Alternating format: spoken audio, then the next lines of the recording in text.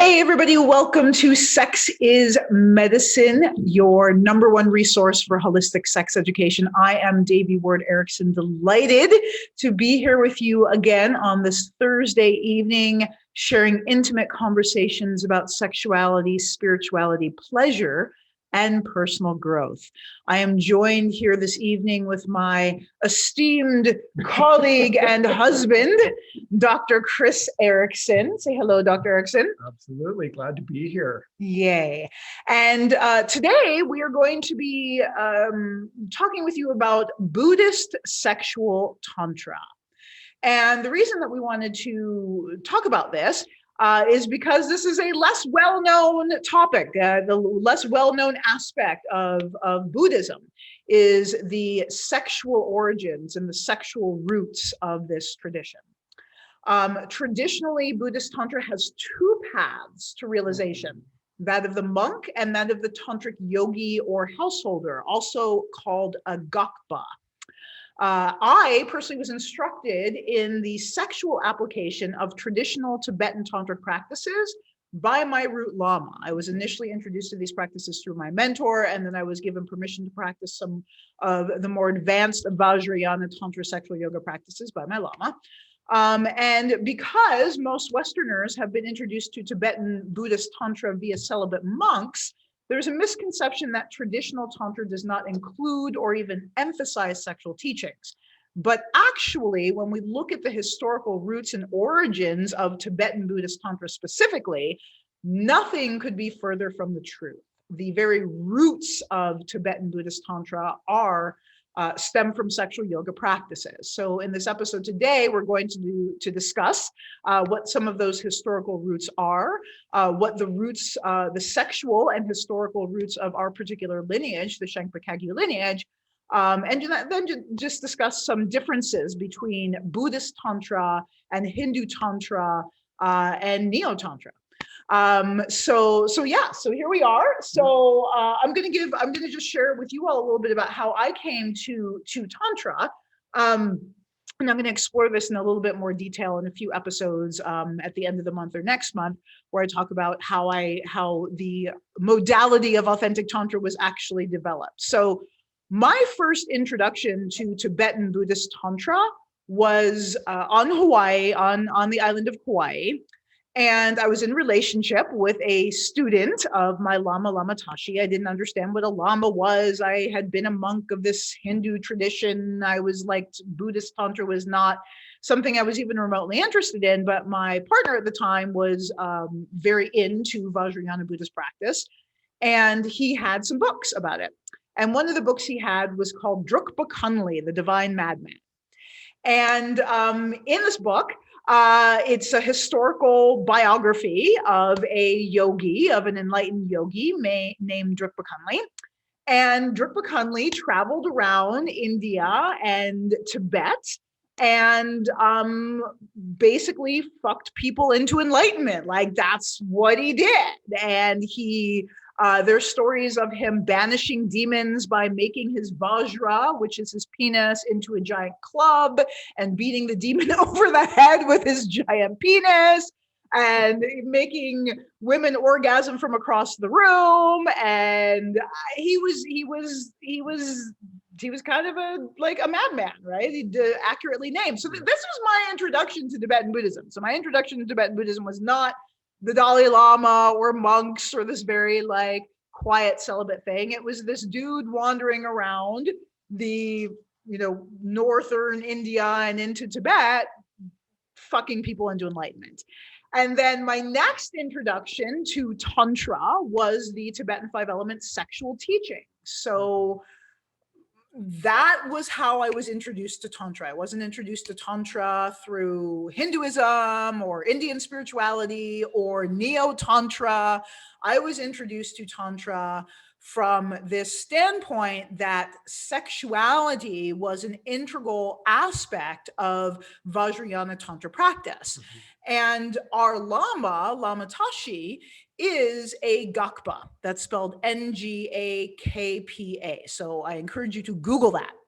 And in the Gakpa tradition, they are not monks, they are householders. They're more than householders, not just like run-of-the-mill householders. They have vows and oaths that they take and tremendous levels of practice. And our Lama, was one of the first Westerners to ever go through the 3.5-year Lama training retreat, 40 years ago.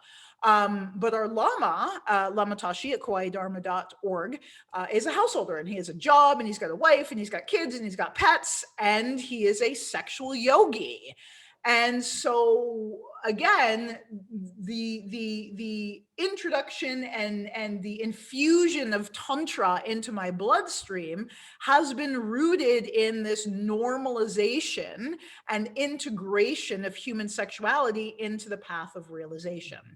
And this is very congruent with the actual documented historical roots of Buddhist Tantra in Tibet.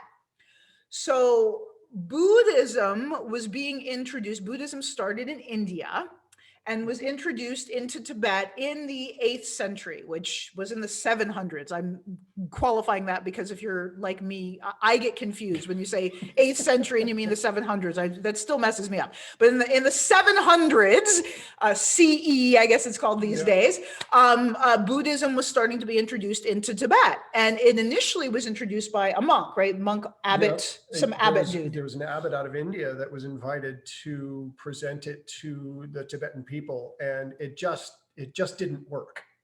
It just flat out didn't work. Various stories say that the monk returned to the king and essentially said, the Tibetan people are too wild to learn this, and so I can't teach them.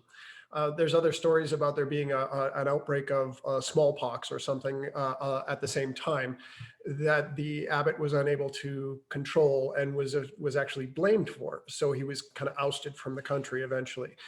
The abbot returned to India and then convinced Padmasambhava to go to Tibet. And Padmasambhava had a very different approach. And had a lot more success in bringing Buddhism to Tibet. Now, this is happening in the 700s. There's some stories of Buddhism arriving in Tibet as early as 200 or even before, but it just didn't have the impact that it had in later centuries. Yeah, and so I remember reading the story about, I think this was there's so many books. So a few books that we recommend, Passion and Enlightenment by Miranda Shaw. Mm-hmm. There's another book about Tibetan medicine. Chris and I are studying Tibetan medicine from the Tibetan Medicine Educational Center. And so we have all these like pieces that come to us as far as stories and legends and all of that. But what I really remember is this phrase talking about how Buddhism came to Tibet and how the Tibetan people, the abbot was basically said, I can't teach these people. They're too wild, which probably meant they actually were humans and enjoyed sex. And so they sent in Padmasambhava specifically because he was a sexual yogi. And here's where it gets even juicier. Padmasambhava was able to establish Buddhism in Tibet through sexual yoga practices with his consort Yeshe Sogyal. And Yeshe Sogyal is considered the first Lama in Tibet. Lama means teacher. She was the first Lama, first teacher of Buddhism in Tibet. And she and her consort Padmasambhava helped establish it as a spiritual yogic practice through their sexual union. Mm-hmm. And Padmasambhava also had 5 main consorts. So he was running around Tibet, getting freaky with all these dakinis and India doing sexual Vajrayana sexual practices. So from the very historical roots of Tibetan Buddhism, it is rooted in sexual yoga. Like if Padmasambhava was not fucking Yeshe Sogyal, there would be no such thing as Tibetan Buddhism, right? They tried it with a monk and people were like, didn't pass. Yeah. So they had to send in a sexual yogi, a sexual shaman essentially, to weave the Buddhist teachings with the traditional teachings of the indigenous people of Tibet, which are the 5 elements, which is how we have the Tibetan 5-element sexual teachings. So that's Tibetan Buddhism in general. Tibetan Buddhism is rooted in sexual practice. Like that's just point blank. Then when you fast forward to the 10th or 11th century, you come to our particular lineage, which is the Shankpa-Kagyu lineage, which was founded by the Dakini Nguma. And Nguma was an Indian woman who had very, very, very dark skin. They called her the Black Dakini. And I believe they also called her Gyanamama. I can't pronounce it anyway. But what it means is woman with bones in her hair. So she was this like kind of wild, dark-skinned shaman woman who was a fully realized Buddha, and she fucked her students into enlightenment. Like that was how she passed on her teaching. She passed them on through sexual union practices, amongst other things. She also, you know, according to legend, and you know, we don't know all the details of how people operated every day, but along with just general oral teaching, she gave sexual teachings. And in fact, the fusion of the 5 elements with Tibetan Buddhism, Nguma's sexual 5-element teachings were given to Naropa, according to what we understand, and Naropa then later founded the Kagyu school of Vajrayana Buddhism. So once again, the historical roots of our lineage and the historical roots of Tibetan Buddhism in general are rooted in these sexual yogic practices. Pardon me. And then once again, what I recommend the book Passion and Enlightenment by Miranda Shaw for a gynocentric, feminine view of Tantra. Because the thing to keep in mind is that again, in the West, most of our introduction to Tibetan Buddhist Tantra has come from monks.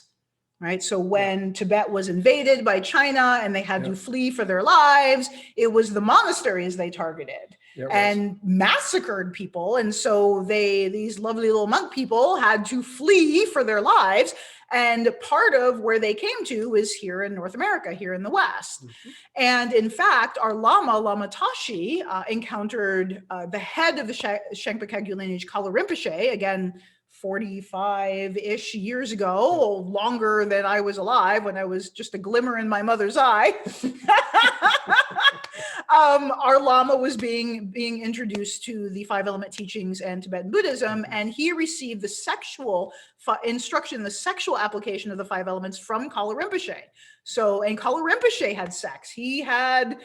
He's got some scandal. He has some sexual misconduct scandal, which is what happens when you have monks trying to have sex with Western women after like their entire tradition teaches you that women aren't equal humans. That's going to lead to some. That's going to lead to some misconduct. Yeah, then you try to engage with them. Yeah, not a good idea. So sexuality has historically been a part of Buddhist Tantra from the very, very roots. So, and again, the reason that there's confusion about it is because most of our introduction to Buddhism in the West has come via celibate monks, and you kind of can't trust celibate monks to have a healthy view of sexuality, because that's the antithesis of their vows. There's also been a backlash to the sexuality that is played up in Tantra simply because of the way that Tantra has been appropriated by the West. And in a lot of neo-Tantra, it looks like the hedonism is the focus, and that is not what's going on with this. Part of this is you're using these drives that are intense and really, really strong, and you're using those drives to begin to examine how that plays out in your life. And is that ruling you, or are you ruling it? How do you get rid of that dichotomy? Like, how do you get rid of the insanity of it and tap into the potency of it? And that has been, again, misappropriated by a lot of what is known as Tantra in the West. The more neo-Tantra stuff really does emphasize the hedonistic aspects. And that's not the point. Like, that's really not the point of genuine tantric practice. Yeah. So the understanding that of the connection between orgasm and enlightenment was actually offered to me, or shared from a Rinpoche, from a Kagyu Rinpoche. And he shared, as you guys have heard me say many times, that at the moment of orgasm, at the peak of pleasure, the moving pranas, called the downward voiding winds, the moving pranas in the genitals brush the central channel, and we get a glimpse of enlightenment. So literally every orgasm, whether you're aware of this or not, just the way the human energy body is designed and physical body is designed, that at that moment of orgasm, at that peak of pleasure, we get a glimpse of our ultimate bliss nature, bliss void awareness. And that is built into the human design. So if we understand that that's literally inherent, that's literally how we were created by nature, by God, by whatever word you want to put there, it makes sense to, if it's already there, why wouldn't you want to work with that energy and kind of capitalize upon it, expand upon it, not capitalize like try to steal money from it or make money from it, but I mean build upon it. So if what we get in that moment is just like a sneeze, like a glimpse, what would happen if we used intention and focus and yogic methods to when we reach that peak, to sustain and enhance that peak? And what if we did yogic practices to increase the strength of that brushing and then sustain the longevity of how long we get to stay in that state of bliss void awareness? Well, what that does to the brain and to the nervous system and to the chemicals in the body is just unfathomable. And that's tantric union practice. Like when you and I are practicing our sexual union practice and we hit these peaks of orgasm, and it's literally like flying, right? It's like they call it flying in the sky of mind of bliss. It's like literally like flying. Like it's ultimate voidness. There's no time, there's no me, there's no you. We are fused in union in this like column, like I see like a column or a field of white light. It's just just open spacious bliss awareness. Language doesn't reach to language doesn't reach it. So it's like you can talk about it, but you're just kind of pointing out a direction as opposed to saying here's what it really is. Instead of you actually have to experience it, and you have to come to a realization of it once it stabilizes, and that's what it's all about. And what I love, again, they call it union practice because this is what we're doing together. So together so we're in this physical union, and then we're in spiritual union and energetic union in this field of bliss consciousness. Now, the key is that you cannot sustain that level of bliss void consciousness sexually if you don't have the non-sexual focus and presence already established. Exactly. So that's where I think we get into some issues with neo-tantra or some traditional or classical tantra practitioners saying, well, what do you guys, you're not supposed to be offering tantric teachings without initiation, blah, blah, blah. Well, the issue is that for most people, myself included, we have to learn how to train our awareness to be present in the moment, in our bodies, here and now, no matter what is going on externally and no matter what is going on internally.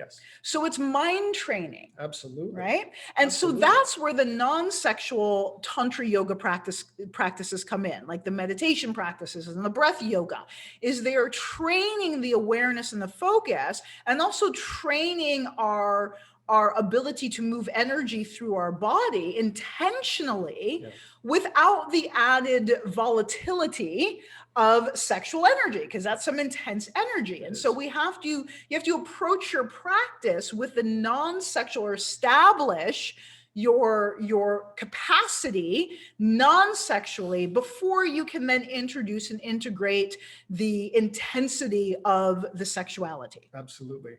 I mean, if you think about as a meditator, as somebody that sort of can settle in and relax, do that in a quiet meditation space, no problem. Now do it on a roller coaster, right?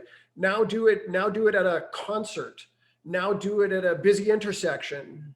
There's way more distraction. It requires much more intense focus. Okay, now do it while making love. which, and again, drawing from Plato, the sexual drives are the most intense and the most insane. And so if you're able to maintain that meditative focus, even in that circumstance, that's why they call Tantra advanced practice, because it is. I mean, Tantra literally means to weave. Sutra translates as thread. And so if you don't have the threads, you're not going to be able to weave anything. So to work through Sutra into Tantra, that's why it's laid out that way. Like that's why, and that's why, that's why it's important to remember that when you start working with the energy body, when you start working with moving energy, through your own system, never mind through the system of a partner, you need to know what you're doing. And so you can't just like, oh, I read it in a book. Great. I could read every book there is about riding bikes, but until I get on one, I'm not going to be able to ride a bike. Same thing here. You could read about this all you want, but until you do it, that's where it starts to take root. And you begin with the non-sexual stuff. Because if you leap straight to the sexual stuff, it's like plugging yourself into a wall socket. Well, and also if you can't focus, you're just gonna you're just gonna go off, right? So you're not gonna actually be able to cultivate that energy. And so here's like, like there's like all this like mystique, like, oh, the sexual teachings, blah, blah, blah, it's like a big deal. You guys, they're not that big of a deal. Like pretty much almost every non-sexual Vajrayana Buddhist practice that I've done can be used sexually. Almost every single one. But again, with the guidance and permission of a lama or a teacher. But I'm just saying, like, there's all this like, hoop-de-da, and you have to be mindful of where that hoop-de-da is coming from. So if that hoop-de-da is coming from an untrained mind or someone who's afraid of sex and is freaked out by sex, it's going to seem like this big thing. But for people who have mind training and are integrated sexually, the highest Vajrayana sexual Tantra practices that I've done are simply the same ones that you do non-sexually.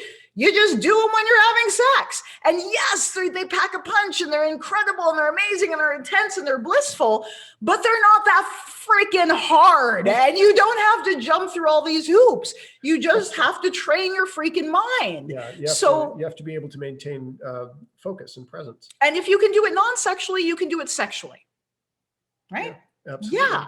And again, slowly, gently proceed with caution, with the guidance of your lama. If your lama does not have aversion to sex, if your lama has aversion to sex, anyone who has aversion to sex and does not believe that people with vulvas and vaginas are equal in humanity, I have a hard time taking advice from. It's a hard sell for me. Yeah. But if your lama or your teacher is comfortable with their humanity and their sexuality, and they give you guidance that you can then do that, then it's there's not a bunch of mystery around it. There really, really isn't. It's very simple. It's very straightforward, and it's very practical. And that is the whole point of Buddhist Tantra. Buddhist Tantra was about practicality. It was about efficacy. It was about how do we make this human experience better? How do we make our relationships better? How do we use our relationship as fuel for realization? How do we use our relationship as a prayer, as a way to open our hearts and connect more with each other as human beings and with our environment? What is the practical application of your Tantra? And if it doesn't have a practical application, and it's not improving your life and it's not improving the lives of others, then what are you doing? I mean, why? Then what's the point? Yeah. So there's that. So let's talk about some of the differences between Hindu Tantra and we'll say the Tibetan 5-element sexual Tantra, because that's the lineage that we're trained in. And I was told like very early in on my training to not mix lineages. So when you're introduced to a specific lineage of Tantra yoga, you practice under that tradition. You don't mix lineages, because different lineages use the different energy body yogas differently. And you'll be mixing medicine, and just like with Western medicine, like things can contraindicate each other or cancel each other out. Same with energy body medicine. It's a prescription. And so whatever tradition you resonate with most, you stay within that tradition. Mhm. So in our tradition of practice, we work with 5 chakras, which are placed along the central channel. And one of the main differences between Buddhist Tantra and Hindu Tantra is the placement of the central channel, the Sushumna Nadi. And in Hindu practices, or I'll say in what we're seeing as Western Neo-Tantra practices, which are based in Hinduism, as far as I know, they place the central channel in the spine. And they talk a lot about Kundalini energy and running the Kundalini energy up the spine and circulating it and blah, blah, blah. Well, I asked Lama Tashi about that, like why in the Hindu tradition it's placed in the spine and about running Kundalini energy. And his first words were, don't do that. You will get sick. Those were his first words. And what he said, what our Lama said, is that in this tradition, we place the central channel in front of the spine, in the center of the body. Mm-hmm. And the reason for that is when we leave the body, when we drop the body, we carry the energy body with us. And if the core of the energy body, which is your Sushumna Nadi, if the core of the life force energy is attached to a physical location, when that physical location no longer exists, it makes it harder to carry your energy body with you, essentially. Yeah. So, lamas are always concerned about what happens when you die. How do we make the death process easier? Yeah, it would lead to more confusion in the bardo state, the between this life and the next one. It would lead to more confusion there where it doesn't need to be. That space is confusing enough as it is. So to be able to just tap into your central channel without looking for your spine first, which you're not going to have, it's easier to just know that it's the center of who you are and practice your meditation accordingly. Mm-hmm. Right? So that's one of the major differences, is the location of the Sushumna Nadi. Also, I want to address Kundalini energy, because it's, Kundalini. So Kundalini is fire element energy. So we work with the elements, earth, water, fire, air, and space. Kundalini energy is simply fire element energy. And fire element energy is sexual energy, and it's bliss energy. Yep. And so it's going to naturally be generated through your 5 element meditation practices. It's naturally generated. Fire element energy is what fuels your sexuality. So if you have your sex chakra as fire, there you go. And it just naturally, it's designed. We don't have to do a lot of gymnastics to move that energy through the body. It's designed to move through the body. What we need to do is relax, breathe, and allow it to move. And then, yes, there are methods that we can apply to more actively harness that energy and then direct it specifically to the body for healing, direct it specifically through all the energy centers for healing. So, and that is part of the methods of Vajrayana Tantra, offering methods for harnessing that energy and utilizing it, directing it skillfully with the intent of healing and bringing realization, increasing love, increasing joy, and increasing auspicious circumstances for all sentient beings, also known as bodhicitta. Indian Tantra, like Hindu-based Tantra and Indian Buddhist Tantra, were very, very close. They were sort of competing systems that were operating sometimes literally in the same locations.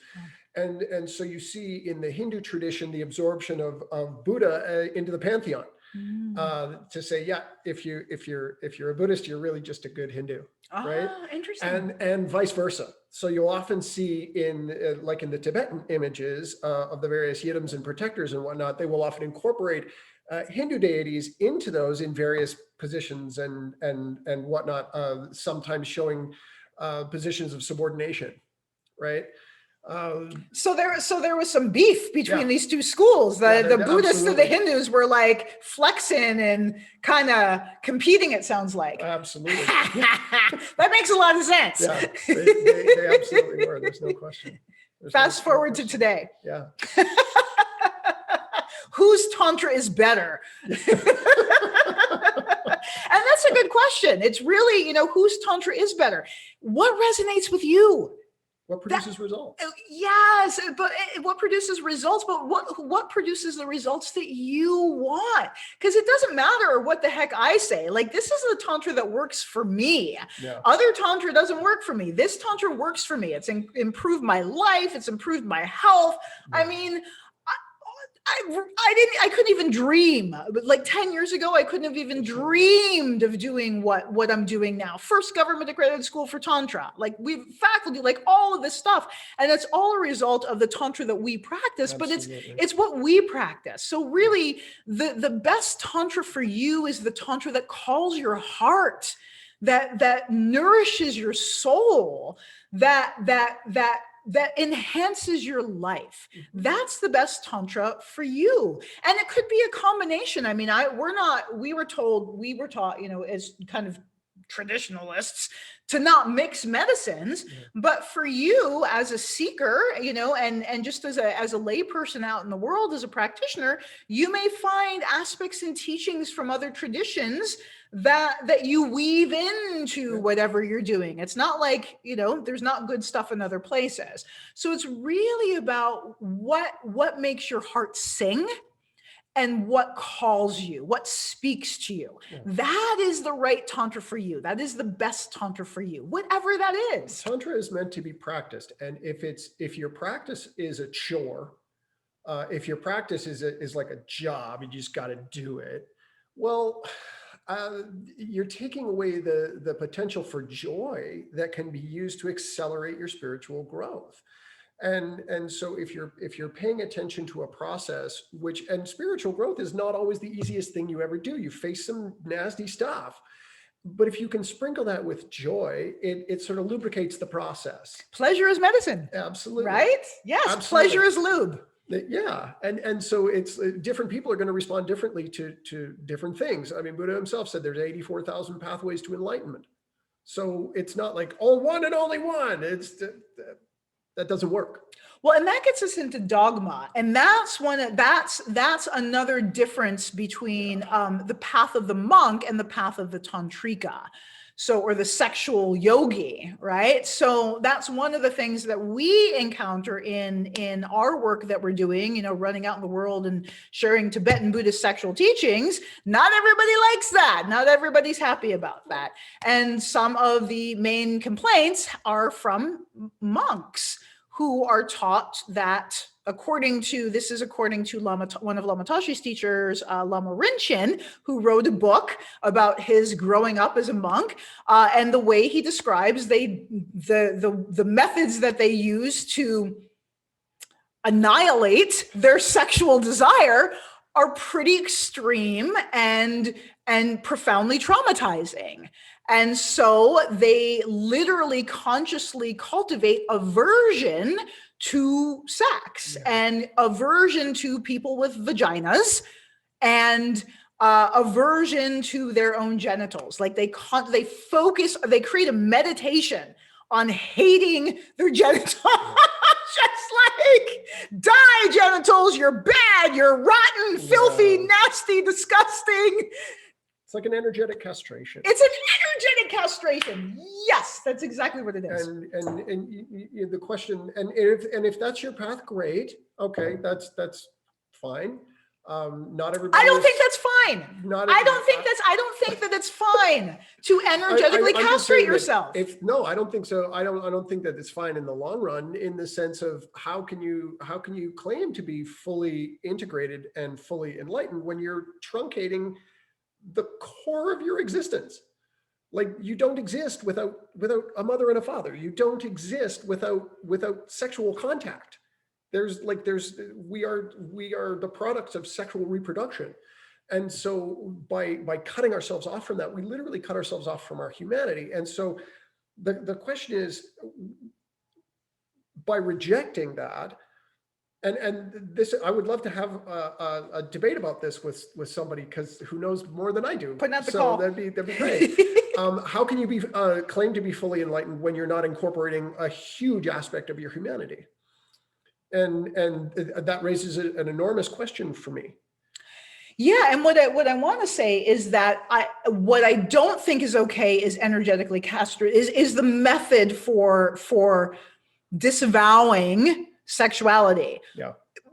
If people don't want to be sexual, there's lots of people walking around that are asexual, and that is freaking awesome. Like, your choice around your sexuality is your choice. And if you choose to be celibate, hell yes. But if you choose to be celibate by denying and literally traumatizing yourself as part of your dogmatic tradition, and then you hate on other people, and then insisting that your way is the only way, that's a problem. So I'm suggesting that for those who choose to be celibate or asexual, perhaps there's a healthier way to address sexuality and sexual desire, aside from visualizing your genitals being devoured by a snaggletooth hag who is going to drag you to the hell realms.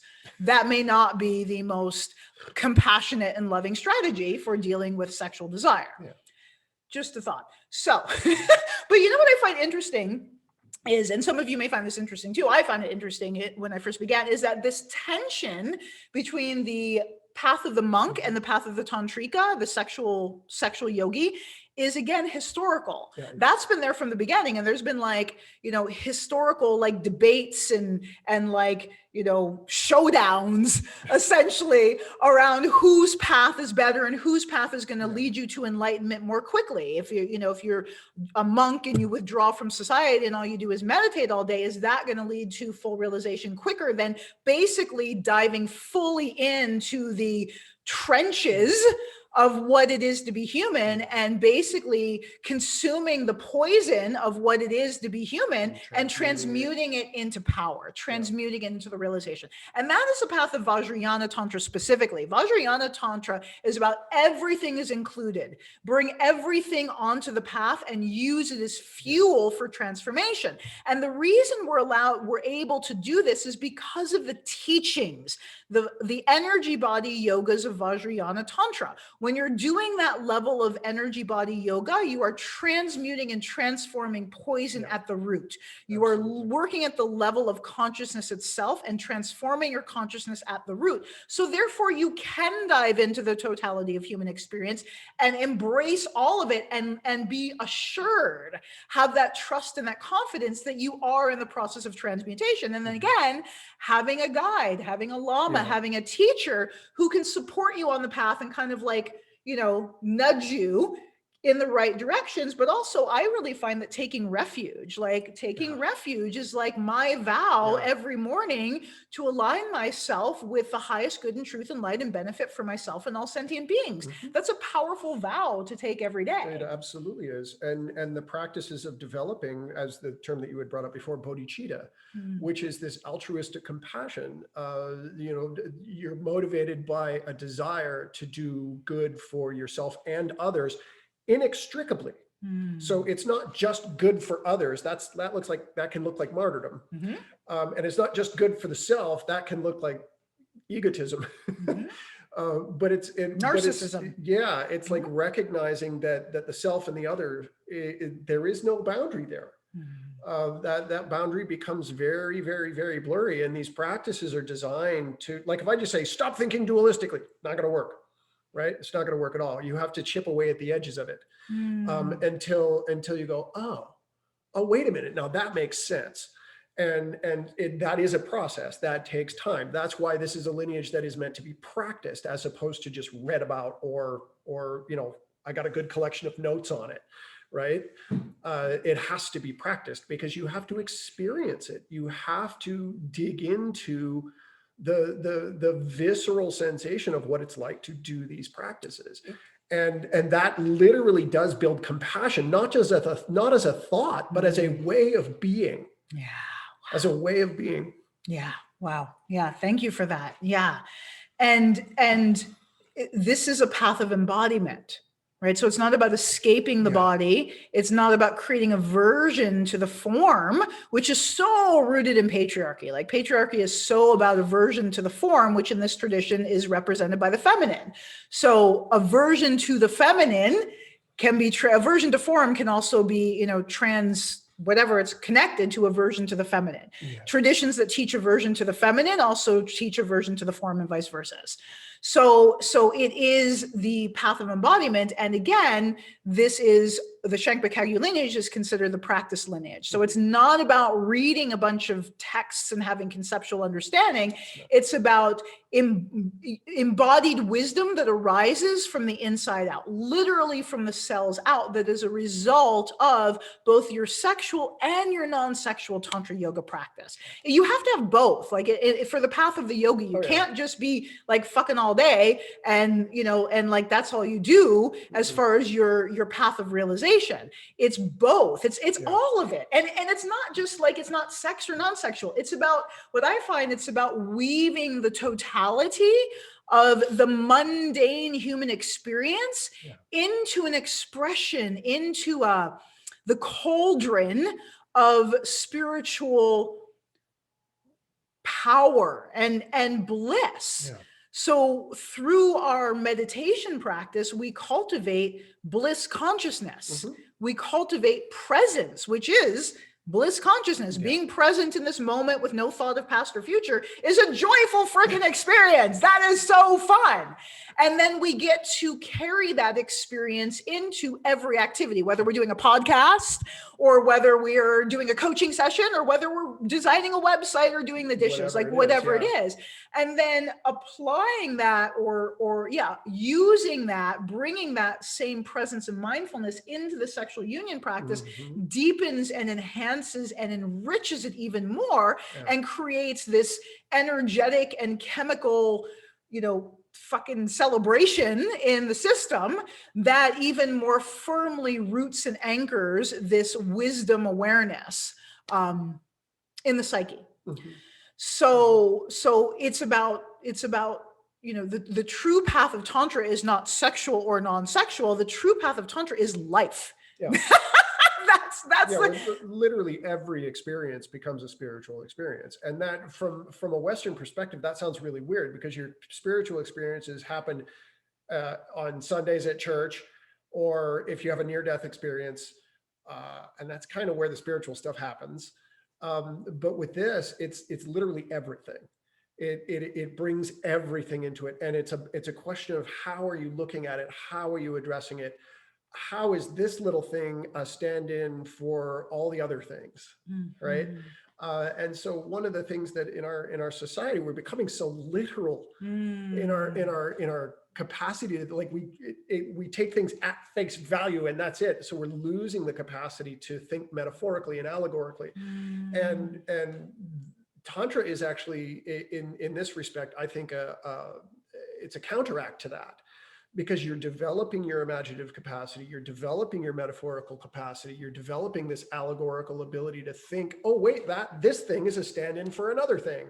It's almost like your symbolic capacity becomes greater and you're training it all the time. This allows you to see all kinds of patterns in the stuff that you do, whether it's in the little stuff or the big stuff. And you can use that as a guide for shaping your own spiritual growth.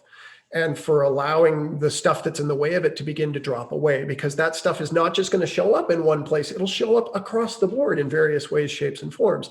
And if you can recognize it, you can work with it. It may be too hard to work in this location, but I can work in this location.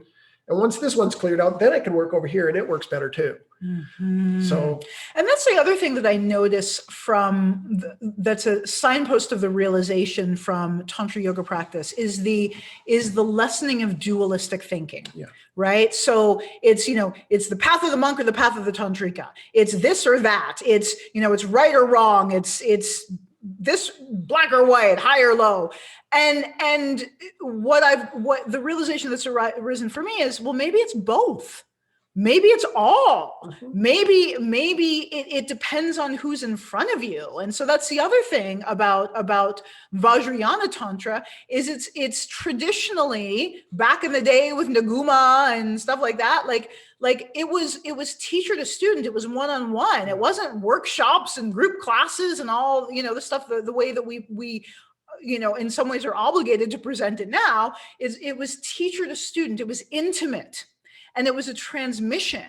And so like some of the richest teachings that I got from Lama Tashi didn't happen in the Dharma class, though those are very rich in and of themselves, but it was through the human connection. Like I lived on Kauai. Lama Tashi was part of my family. I had Christmas and Thanksgiving and parties and hangouts and beach days and all of that with the Lama. And so some of the most salient and profound wisdom was just transmitted, as just while we're hanging out drinking a beer. Yeah. Like teacher to student, because and if it was anybody else sitting there, it would have been a different communication.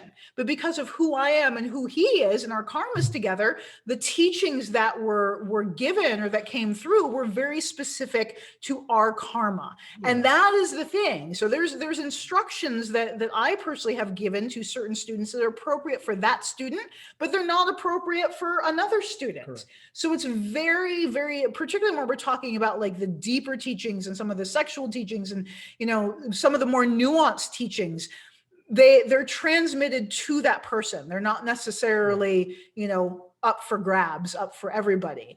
And that's something that we are learning to navigate and flow with in this modern age, because one of the other aspects of Tantra is we have stamped or declared our style of practice authentic Tantra, because it is an authentic expression of Tantra. It's not the only authentic expression of Tantra on the planet, but it is an authentic expression of Tantra. Absolutely. Particularly from the understanding that Tantra is medicine for healing the root cause of all suffering, which happens right here.